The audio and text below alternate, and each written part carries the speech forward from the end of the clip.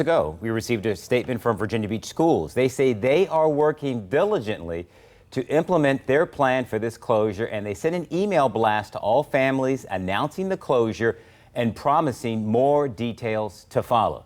Now, this leaving a lot of parents wondering, how are they going to manage with kids out of school? Yeah, this is big news for them. Okay, what about their jobs and who can they turn to for help? And joining us by phone, Kelsey Mooring of the United Way of Southampton Roads. All right, so Kelsey, you say the United Way is leading the response effort. Tell us about that.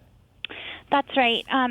We decided that since our purpose is really to help our neighbors who need us most, that it made sense for us to step up and help lead this effort. We have partnerships with all of the local schools and cities, corporate partners, all of the human service and health agencies that are going to be impacted by this. And so we're going to be coordinating with all of them to figure out how to best serve the community. I know that this is new news to you, and you're probably developing this plan as we speak. Many of the questions from my Facebook friends is basically, how is this food issue going to work for the children who depend on those meals at school? Yeah, absolutely. That's one of our largest concerns as well, and obviously that's a concern that we've heard from all of the school systems.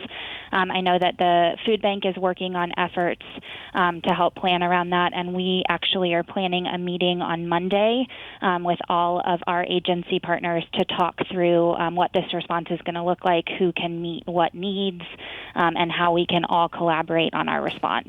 Well, and to further compound the situation, we just got an email from the Boys and Girls Club of the Virginia Peninsula, and they're going to be closed for the next 2 weeks in response to the governor's orders. So I'm sure parents are wondering for daycare, what are they going to do with these kids? And after school.